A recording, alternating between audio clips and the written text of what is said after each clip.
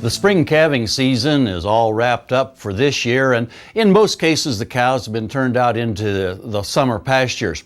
Now's a good time to look back into our calving record book to see what problems we had during this year's calving season, and then start to make the improvements that will help to alleviate those problems next year. For instance, if you look through your calving book and you notice that you lost some calves right at birth, were those calves being born to first calf heifers, which is probably going to be the case in many instances? If that's the situation, then that tells us we probably want to look at two things. What were those heifers being bred to? Do we need to do a better job of sire selection, sires that have low birth weight EPDs? And number two, do we need to do a better job with our heifer development program, having those heifers grown out well enough to where they're less likely to have calving problems? If we look down through and see that we lost some calves when they were, say, a week to 2 weeks of age, that probably indicates, of course, that those calves had calf diarrhea, or what's commonly called calf scours. Again, what cows were actually rearing those calves? In a lot of cases, it's going to be those first calf heifers.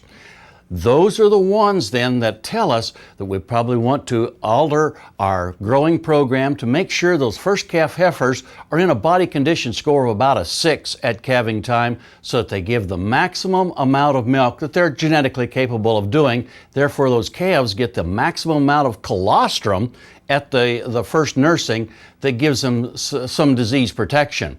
If you have a real problem with calf scours in your herd, then you may want to visit with your veterinarian about some other options, such as vaccination for the cows while they're still pregnant.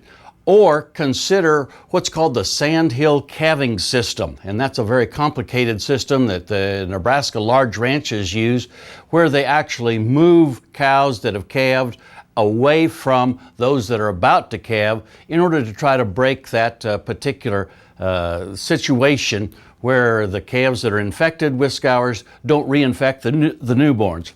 You can Google Sandhills calving system and learn much more about that. But I think now is a good time to look at your calving records and then think back as to what happened back in February and March. What changes can we make this year in order to prevent those same problems from showing up again next year? Hey, we look forward to visiting with you again next week on Sunup's Cow-Calf Corner.